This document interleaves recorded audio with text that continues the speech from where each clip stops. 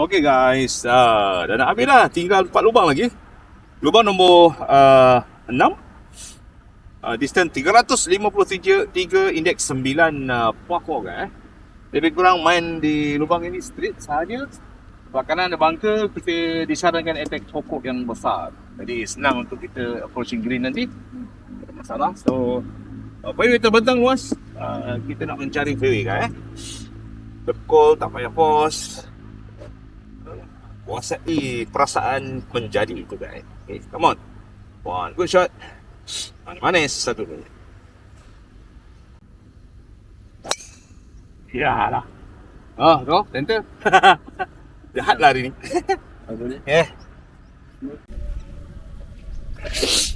Alright guys. Pukulan kedua, distance lebih kurang 126 down slope. Tapi angin kuat ni. Saya main 9 iron, main lebih kurang 1.3.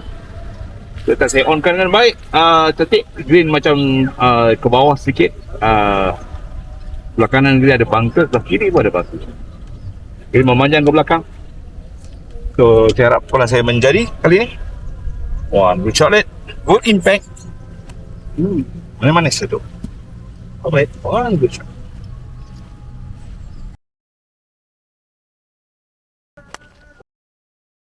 Solid, kena top guys. Dia kiri green. Okay guys, aduh, bola top. Pukul 9 iron pun aduh, dah penat ke? Rasa macam tak penat lagi. Okay, saya chip menghampiri pin insyaAllah. One chip, one putt. Dia harap dapat chip dengan baik. Dia uphill sikit, tak ada masalah. Yang penting kita rasa chip. Okay. Tekan sangat dia. Okay. Good chip dia. Hit, check. Okey lah, ada naik bukit sikit lah. Aduh. Alright. Papat saya downhill putt. Pedal kurang berbola lagi. Saya putt dengan baik, downhill slope. Tapi saya rasa tak boleh terlalu meleleh pun. Green dia ni begitu slope sangat. Jadi kalau downhill, saya rasa dia akan break lah. Sini. So far, one part it, this is square, manis, sedap. Wow. Good shot. Come on. Alah, sikit lagi.